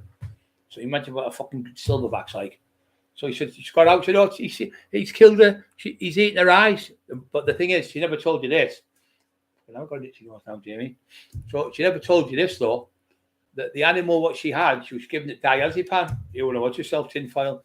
She was giving it diazepam that made it sedate it to make it calm down. And the poor fucking monkey didn't know where it was at. It was in another world. It had so many drugs. It was hallucinating and everything. Far too, because you remember, a human's a lot bigger than a monkey. So she was giving it the dosage what you give a human being. The monkey might have went, I don't know, 8 stone, 7 stone, 6 stone, whatever. So the 12-stone man's twice his weight. She's giving it the medication. It turned on a friend, and it ripped the friend's eyeball, and it bit her nose off in her face. And it's eating her eyes. It's eating her eyes. You can hear it. You can't see. You can hear it. Please help me. She's screaming like fuck on the phone. I don't know if you've ever watched it. It's on like 991 or something. But the monkey's gone mental because she's given her fucking tablets. Is that what's happening to you, tinfoil? You've gone mental because you're on the fucking tablets. Yeah, she feeds it in the monkey. She's had the monkey about 20 years or something. 15 years or something. Eli's attacking her now. I can hear him. Eli! The little dog sounded like Eli. Not scared enough. Not that. Come and see Dad. Come on, Eli, baby. Eli. Come on, little baby. Eli, come on. Come on. Come on. Eli. Come on. Good boy. Here's Eli the Eli. Eli the lion. Turn out the window, look. He's looking for trouble. He just can't help himself. He just loves trouble. There's nobody out there, Eli. Hey, your son. Hello, big Eli. Hello, big boy. Hello, my baby. Come on, big Eli. In there. Get a kiss. Oh, it's all right. He's got that. It's all right. You drama queen, you. How come you're on there getting a fag as well as somebody else? Hey? Who's that? Somebody else smoking? That's Helen. Oh, she's in there? No, she's in on the phone. Oh. Hold on, I thought it was old Catherine for a minute. Hold on. How the fuck's old Catherine on the phone? Are you, Helen? Yeah, I'm okay, love. All them people are watching you. I thought that was Marie Howarth. Mixed Rovers MG love Eli me. Mixed Rovers MG loves Eli me. I like that, mate. He goes straight to the windows, you know, because we've had the window smashed. Got a fucking hair up my nose. So he goes straight to the windows now to look out. Any fucker there. What he does now, if anybody goes past the house, he's at the door now because he's fucking huge now. He'd be straight out now, so he can run like fuck. Can't half run. But the pups want to fight him. He's only fucking 7 weeks old, 2 days. He's grown big, that pup, like.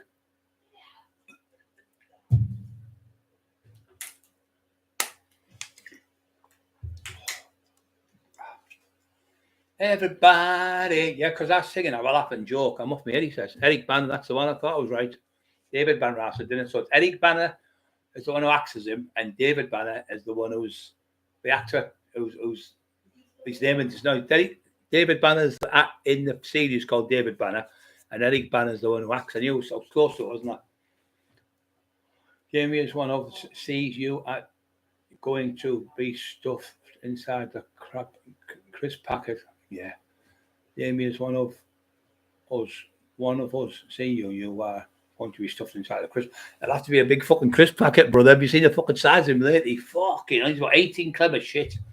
Big fat ginger fucking thing. He sits there with his ginger nut, raging because he's ginger, and he dyes his hair black.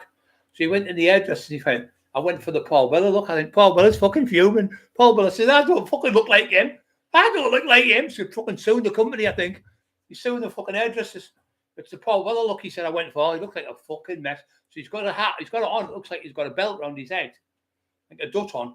And he's like a dot and he's like holding it like Ramsey Nesbitt with the young boy. Like he got a dot on. It looks like he's got a dot on his head. It says because I've got no hair. So what? My fucking hair. I've lost my hair. I've got loads of hair. So what? It doesn't fucking bother me, Jamie. I've got my hair's not fucking perfect. He thinks that he said, oh, you won't go on with it. I think about alive that his hair. So what? My hair's not fucking great. So what? Who gives a fuck? I'll knock you out one shot. You fucking moron. Absolute idiot. Just jealous to death. I don't give a fuck. He's going, look at my beautiful hair. Look at my hair, Cockerill. Look at my beautiful hair.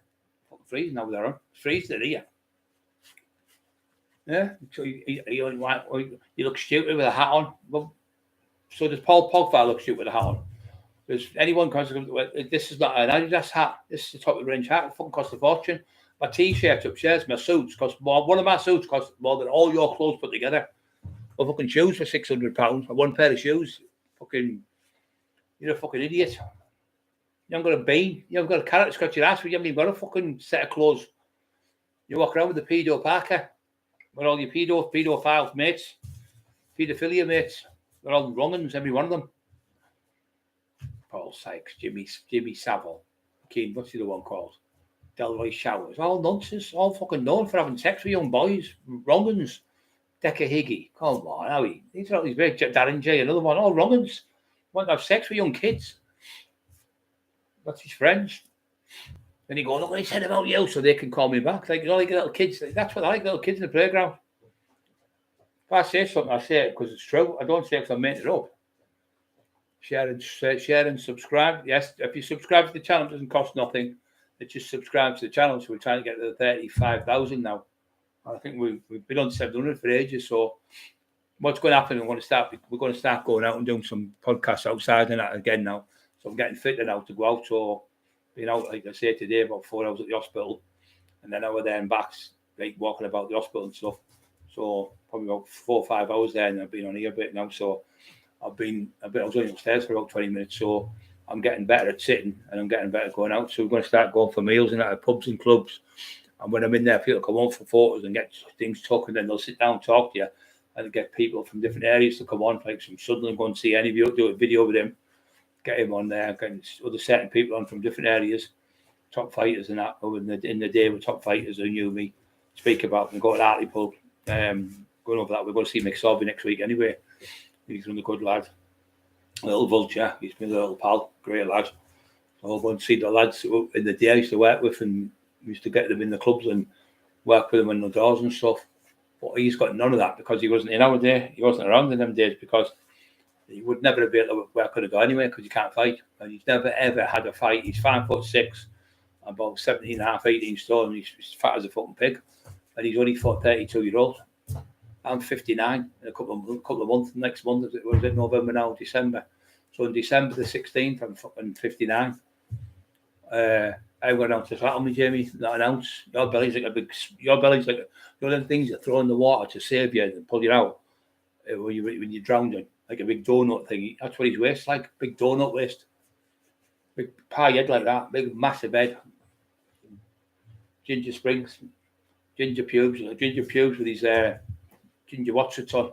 Ginger watsits. You ginger watsits. So we're not interested in whoever he gets more than me and he makes more money. I'm not interested. I'm successful with my channel because the people on here stay on it, and the same people keep coming on. Loads of people come on, and we still talk to each other. These other people just will go and they'll go, oh, him again, shit. So he still talk about that shit, and they just move on. Where old people stay on here because we talk about good stuff. We help each other. A lot of us have suffered from depression. Most of us have. A lot of us have suffered from gambling, drugs, and drink. A lot of them are in my age group. Some of them are a lot younger, some are a lot older.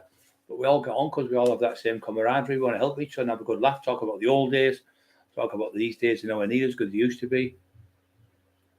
Ash Trip Temp. All do podcast my ad.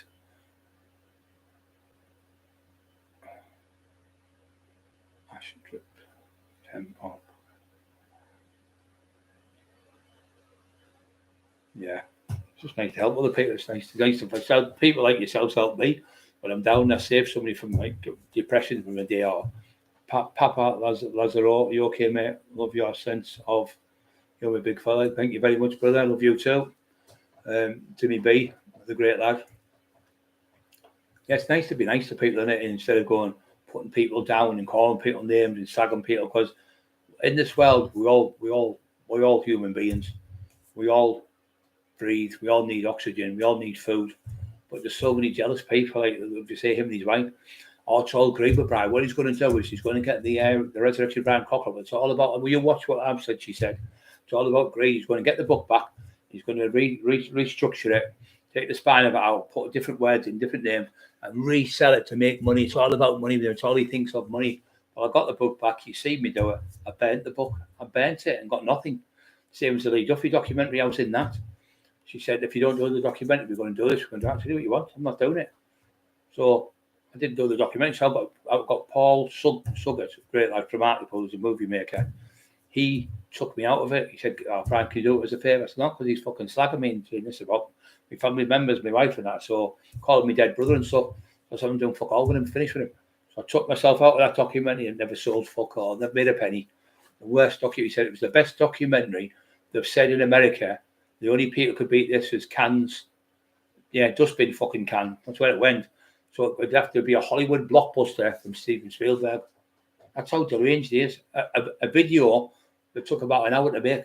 He went around with the camera about an hour filming and then cut it up maybe 2 hours, 3 hours to edit it. And that was it done.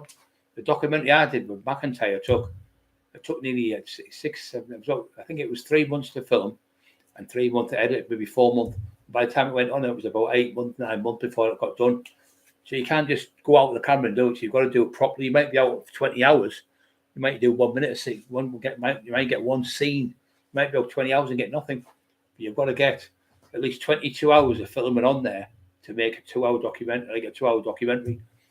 So he knows nothing. And there's the other thing I got told him. I said, well, what Steve Richards does? He does 4 hours on a book. He had to get the house 4 times. So what did he start doing with everyone he getting in? He was doing 4 hours. Because he found out how Steve Richards did it. Just copies off of the one because he's never done it before. He tells everyone he's an author. But the judge said he isn't an author. And then he tells him, yeah, but I'm a ghostwriter. Well, that's not an author. So then he tells his wife, and says, he isn't an author, I write the books. So everything he did, that's why they call him the fake author. Because I said to him, well, if you can type, I will give you £100.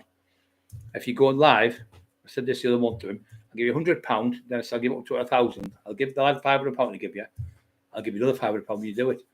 So I said, come on the live and type a letter. I'll tell you, right, I'll say, today I went to the house, blah, whatever, and I type it and then pull it out and shows it. And I give him £1,000, but he can't type. He can't type even one word because he's not a typist.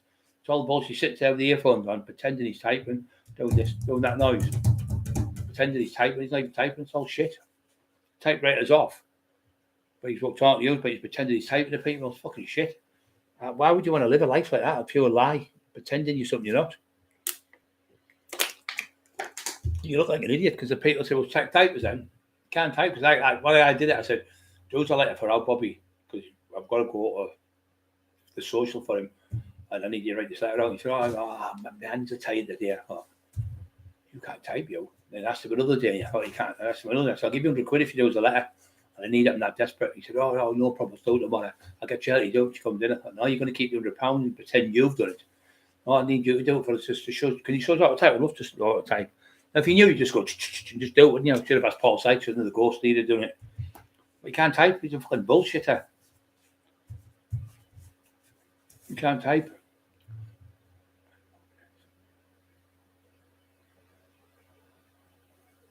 It's hard to you can't just get a book and ding it, mate, Paul. You'd have to get somebody to look at the content, what they've got and everything. It has to go to the company and they have to look at it and then you have to get it to the publishing firm. It's not as easy as you think just to write a book. I mean, we had a top boxer, really top boxer, won the world title.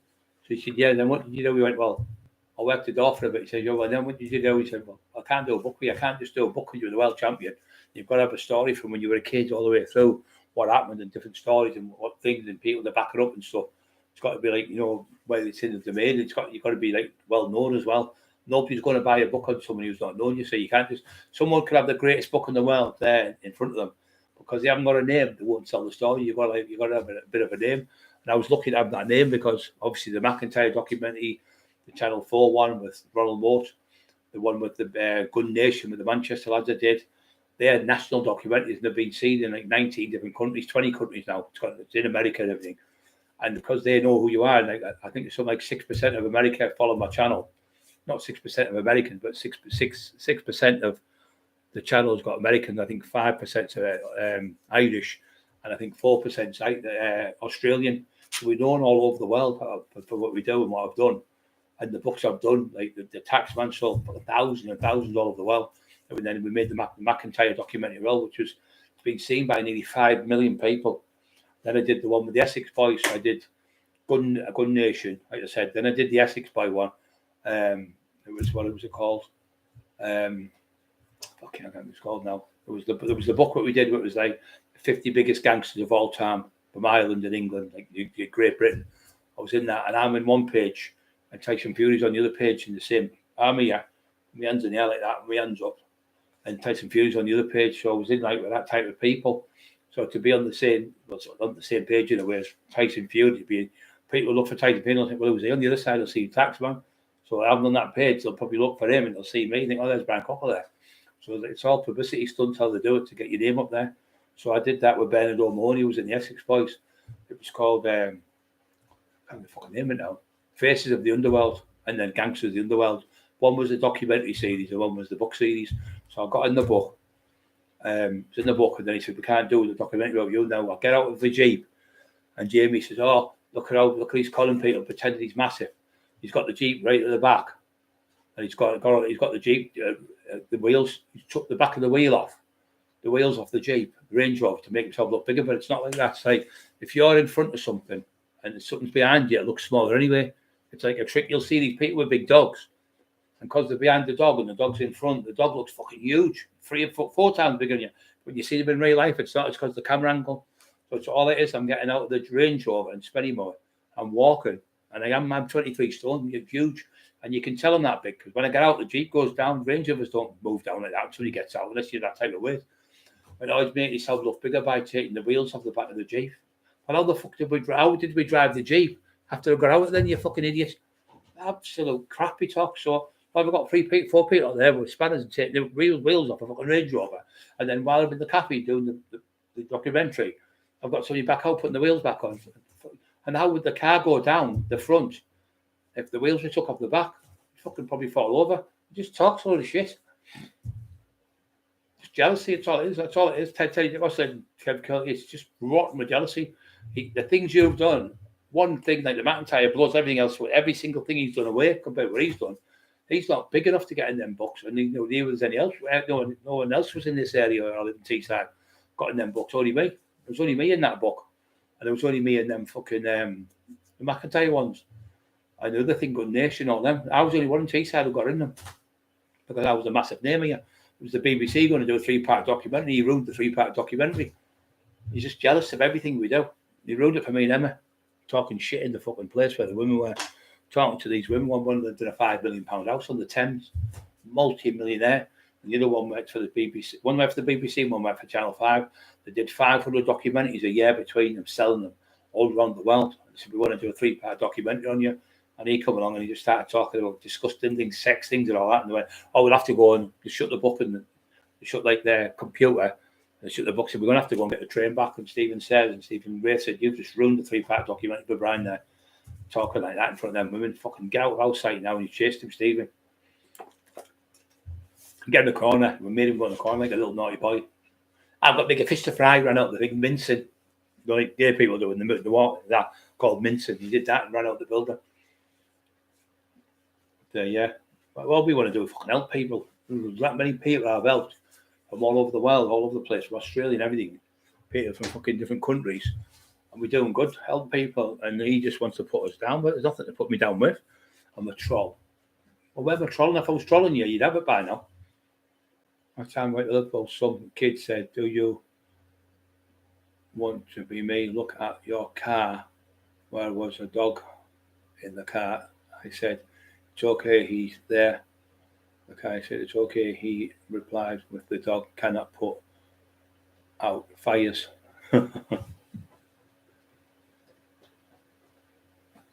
Oh, my ass is sore. Janice, take it our only confident. Ash, drink temp. Janice, take it. Janice, take it. You are only confident when you had a drink. And some people do. Yeah, I don't drink. He drinks after any time. He's confident. I don't mind having one like short before I go on. You want to go in the pub or something, and you're on stage, but calms your nerves down. But as for the way he drinks, he'll get that like that, and he'll go. He'll drink like half a bottle of vodka in one go, the whole lot. And that night he did it, and he was stiff and diazepam. I'm fucking hell. And when we went to the door, I thought he's trying to ruin it. And every single 4 schools we went to.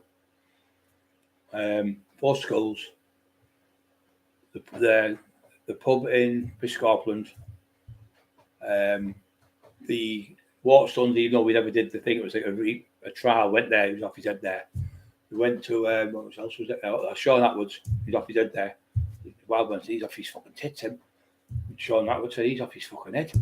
He just ruined it. He did it with Gary Fairview on there. He did it with Paul Venice on there, ruined it for Paul Venice, fucking off his fucking head. He did it with fucking Richie Horsey on there. He had Richie. He got because it was me. Richie go onto that. I spoke to James, and James phoned. He said, Richie Horsey. I said, yeah, he's my pal. And then Richie phoned me. I said, yeah, sorry, I've talked to him, Richie. He said, well, I'll go on a few. So he's okay. So I said, Richie Horsey is a nice man. And so Richie talked about me on the show. He went mad with him for talking about me to Sean.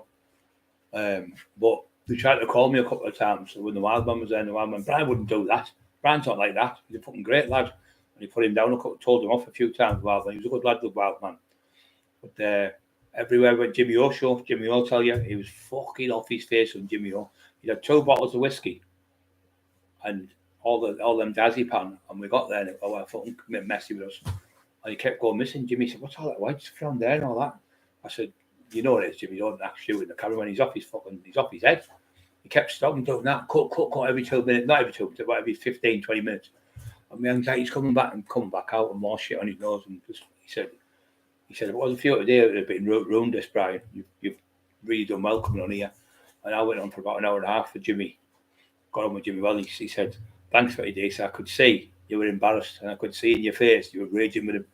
I said, it was Jimmy, really bad. He said, like that all the time. I said, everywhere we go, every place we go, the do's, nightclubs, pubs, no matter where we go, he has to be on drugs. He can't survive without them.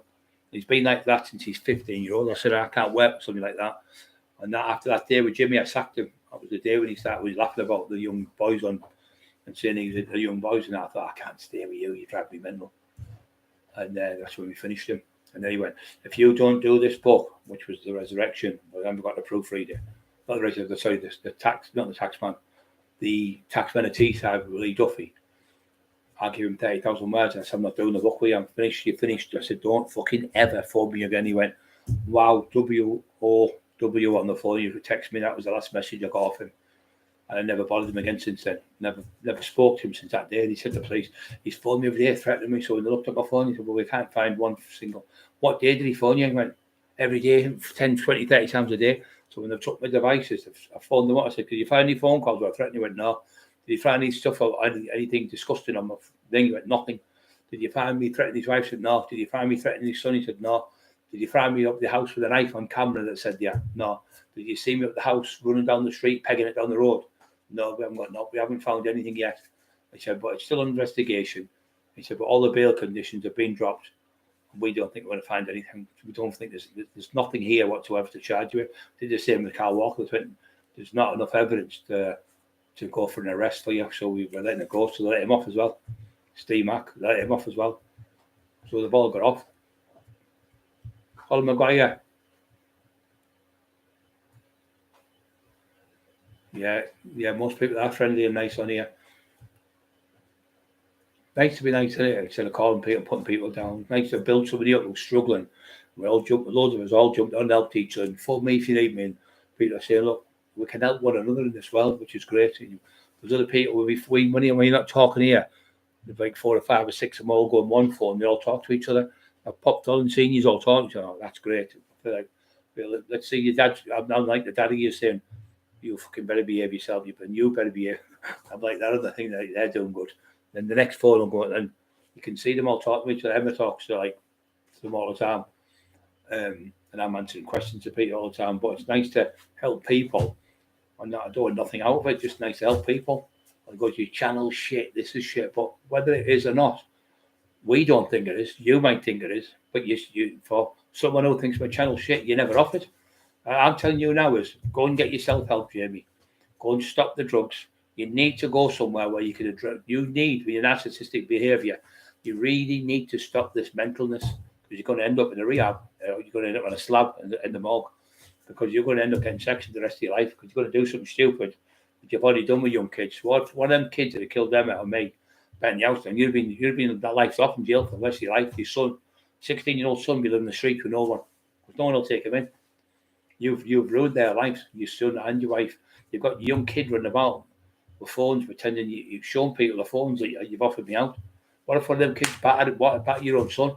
What if one of them kids go, I'm fucking sick of you calling Brian Cockerill, I like him. That's what's going to happen here. You put your kid in danger by doing what you're doing. You're fucking mental.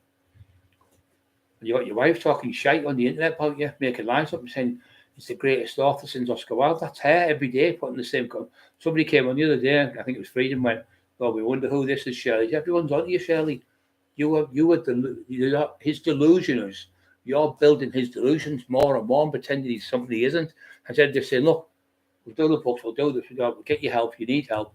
You need to go and see a doctor. You need to go and see a psychiatrist. You do need a psychiatrist. You really seriously need a psychiatrist. You need to go and get in there and get help and get sectioned and get the medication what you need. And all these stupid things that you'll start going when you're on the meds. But you can't get them when your wife's filling you full of drugs, letting you take drugs. If I was on drugs or alcohol, Emma would stop me doing it. It would be the same other way around. If she was on it like that, I'd stop there. That's what you do when you're married. You help each other. But you're letting him do it because you're scared in case he leaves you. You can't be on your own. You can't get no one else. You're in your mind. You've already had one husband leave you. You can't have another one leave you because you're scared to be on your own. That's the cowardness. I'd rather be on my own and my wife be safe and my wife be in danger on drugs and be letting her take stuff and giving her stuff to keep her in my house. That's just selfishness. That's true selfishness. That's what you're doing, Shell. You're keeping him there and you shout and moan at him every now and then, but that's not enough. You need him to keep off the drugs. You need him to get help. You need him to go to the doctor and get medication. He needs medication. That's why he's taking them meds and other tablets to try and mask it, because he's not happy with himself. That's why he keeps changing the women's clothes. 1 minute he's Paul Sykes, and 1 minute he's down to the Lambs. The minute he's somebody else. He keeps being different people because he's not happy in his own skin. That's a mental health problem. It's definitely a mental health problem. He's not happy being who he is. That's why I'm going to be the Paul Weller up this month. I'm going to be the Jimmy Savile. I'm going to be Adolf Hitler. Keeps changing different people. He's like the Wizard of Oz, the Lion of the Wizard of Oz. He's got all these different characters. So he's in his head, he's mixed up with all these millions of different things in his head. So then he's got all that cartoons in his head. So he'll reach for the tablets to try and stop the kiosk and all that rubbish in his mind going round and round. All these different people he's been. He's suffering because of you not helping him. And if he gets help, it's a medication that'll stop all that shit. And you'll go back to a normal person, because he's not right. He's definitely not right yet. And that's not me being awful. I'm trying to give you advice here. You need to get him help. You need to get him sections, and you need to get him where he can function without taking drugs every day, without taking alcohol every day. That alcohol every day will be destroying his liver. His face is huge. His belly's all blown up. So that means your body's starting. His body's dying. His liver and his stuff's dying in his body now. It's all starting to go down. When you start getting really big and fat and put loads of weight on very quick, because you're consuming that much alcohol and that much sugar in the sugars he's on. See, before he wasn't so bad because he was on spirits, because the spirits aren't as many calories in them. But when you're drinking cider, apple cider, when you're drinking cider, it's never even seen a fucking apple in its life. It's not real cider. It's not made from apples. It's made from chemicals. And they're full of calories, they're full of sugars, so they blow you up like a balloon. And that's why you see these people, these smackheads, all walking around like zombies. That's what he's like. He's like a walking zombie, complete walking zombie. That's what he is. And he's going on just talking shit and babbling shit and all these daft noises, mate, all the time. That's him, because he's not right in the head. And he knows in his head he's going, they're going to suss me out here. And he keeps looking up there as if to get help off God. But he keeps looking up. But it's what happens in the end. He's going to have a massive, massive heart attack. He's already had one in front of you, which was a massive overdose with the drugs, where young Jameson got him back on his feet and got him back walking and got him back on. He promised to stop, but 10 days later, he was back on them. He told me he's been on them since he was 12-year-old, but he's been on heroin since he's 15. So that destroys you. That's why he's got no teeth.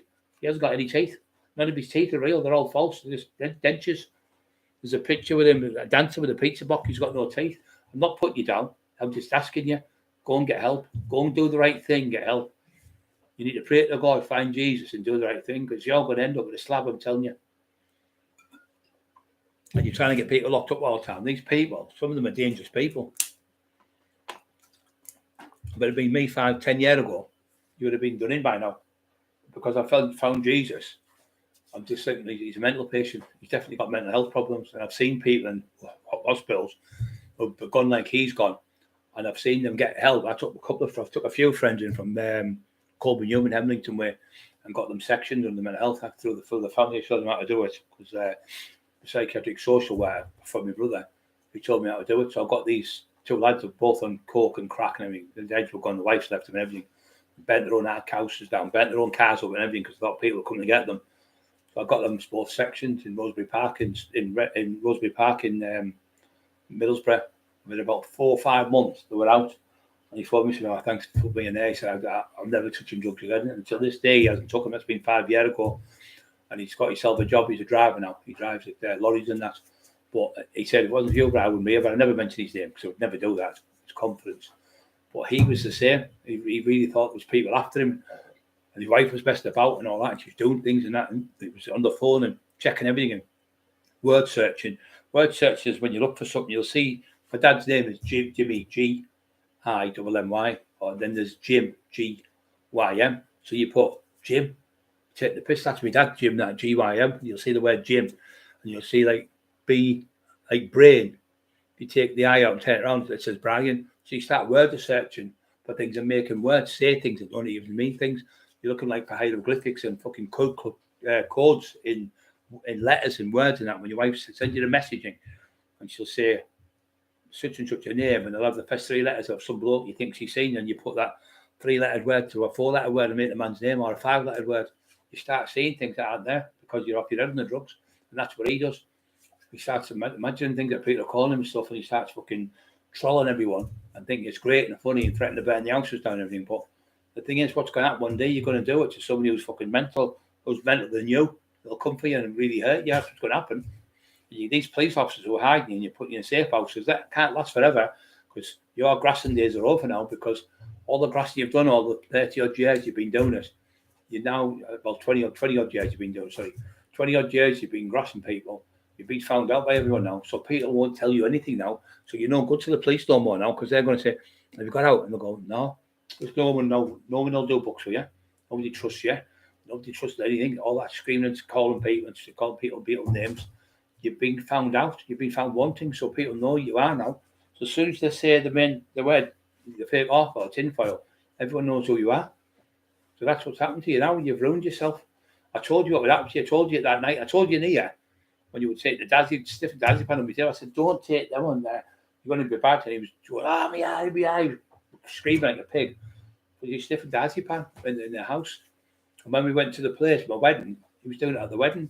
He was going in, they were saying to the man, you can get us any coke.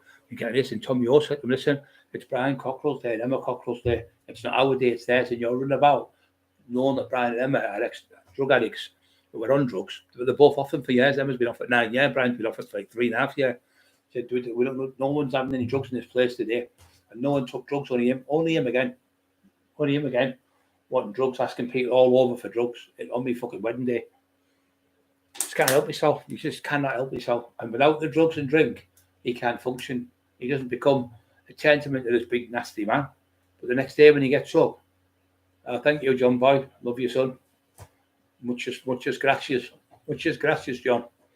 So it turns him into 10 men, but the real Jamie is when you go to his house and he gets outside you and he phones the police to get you locked up because he's scared. So he's pretending he's this big fighter, but when people turn up, he gets the cops on them, which is wrong again. But I think the cops in the end are going to say, listen, he's crying wolf, cried wolf that many times. We just can't believe a fucking word he says. The amount of people he's had locked up in the last 5 years, 6 years is fucking ridiculous. Not a single one. That's what I would say to the judge. Could I have the police record of the last 5 years, how many people he's phoned the police on, and can I find out how many people have actually done these things? And they'll say 500 times he's phoned them just for talking sake. And out of that 500 times, how many people have we going to convict? And they go, none. They'll know he's fucking mental. The court will just get kicked out. I just hope the police charge me because I want to take it to court so I can show everyone what he is. But you can't show everyone because you're on here. I want the police to charge me. I really do. And I can expose the cops as what they are as well. They're working with him. There's a conflict of interest. If you were in an office, you worked in, say, Tesco's, and you had trouble from, say, Safeway, you couldn't have somebody in Tesco's talking for you in court as your friend because it's a conflict of interest because you work there. Do you know what I mean? Or you couldn't have, like, say, somebody from Safeway make a statement against you, and they say, well, I can bring my friend from Safeway. You couldn't do that because that would be a conflict of interest because that person would say anything because they work together in the same office. Or I could say, right, I'm going to bring my brother. My brother wasn't there, but he can tell you what he is. But he's going to say, well, he'll say anything because he's his brother. So it's a conflict of interest. So what he's done, he's got 2 police officers involved. He's done books with. The 2 police officers involved, he's done books with. But after me, they're trying to nick me for a murder. One of them are trying to nick me for drugs. Twice they're trying to nick me for drugs. That was Willie Duffy once. We told him to fuck off. So he's working with them and did 2 books on them. So I can prove this now. So if this goes to court, goes front of the judge, I'll say it's a conflict of interest. If you're like me saying in courtroom and I knew the prosecution barrister would know me, he'd have to say, I know Mr. Cockerill lives next door to me, because it'd be a conflict of interest because you might went, hey, how are you doing? Or I live in Ingleby Barwick where Brian Cockerill lives. So I might have seen him. So they have to tell you. I've had it with the judge. The judge, I did a debt for this bloke. This woman, and her husband was a judge. And he had to come home and said, oh, Mr. Cockerill's collected a debt for my wife. And they had to kick her out and they had to get a new judge. It was a conflict of interest. He was from Darlington, the judge. Fucking mad it was. So I did a job for them. She owned an antique shop in Stockton. She got broke in. And I got the stuff back out the antique shop, and the vases and stuff it was. Perfectly normal job, you know, he got paid for it and everything. But conflict of interest. So if you work with 2 police officers and the police officers arrested me from Middlesbrough Police Station, that's a conflict of interest because they lived there and they wanted to put me away years ago, whether they don't want to do that now, but they're still there with him. So he's had them police officers in his house. He's went to restaurants, had meals with them, and now he's phoning them up and telling them whatever, and then they'll probably give it onto their handler. And that's why I think his police handlers are the 2 police officers who've done the books with him. Surely to God, the judge would think, wait a minute, Mr. Cockerill, right here. Have you done 2 books with 2 different police officers? And when you summons the cops to come to court, it's called hostile witness. Yeah, hostile witness is it? Yeah, hostile witness is called. Or you have them arrested. You have the police officer arrested, brought to court. The one comes called hostile witness. You bring them in. You say, "Did you work with this man?" He says, "No." I have to show the book where the cop's name's there. He's there. There's pictures of him on his Facebook where he's in the pub with him drinking and eating, and he's at his house tape recording him 16 hours on the phone tape recording. And how many other times he's been with him? So how many times has he phoned them to get help off them? For people like me and people like Carl Walker and people like fucking Steve Mack and all the others and Marie Howarth and all them, how many times have they phoned these people up and got help? You just don't know, do you? But it'll all be in the records, the police records, because they have to give you them records. Everything that's there in the police station, they have to give you. The desk sergeant has to give everything to the prosecution, which would be the prosecution, and everything to the defence. And then you look through it all, and it's there in black and white. You just get kicked out. You can't have another cop. You can't have cops in the same police station working with a man who's got somebody charged from the same police station. It's called the conflict of interest. I see it all the time happening when you go to court and you get kicked out. Right, guys, I'm going to shoot because I've done loads today. My back's fucking killing me and I'm starving. I want to have something to eat with my wife. Yes, love. Side's killing me. I've been on. You know, on Thursday. Yeah. You know, with Julia. Yeah. In Helen. Yeah. They got us tickets to see a psychotic. Huh? They got us tickets to see psychic. A psychic. Psychotic. A psychotic. That's some fucking lunatic. I thought you were talking about tinfoil then. He's definitely, I'm going to say, tell them both, he is psychotic. Psychotic. Right, I'm just going to say goodbye to everyone and thank you for watching. And it's not how many people you've got watching, it's how many people are listening to you and how many people you're changing their lives with. If I'm sat in here every night talking to people and people aren't getting happy, they come on and say I'm not watching it, and that's why I thank you all. Without you, we haven't got a channel. So God bless you all. Thanks for everything, and I'll speak to you again tomorrow. Thank you very much. I'll let you turn that off, darling. I can't do it. My hands crippled that right hand today. The weather been cold as well. It's nice to have nice people on all the way through. That was nice. Brian. Oh God.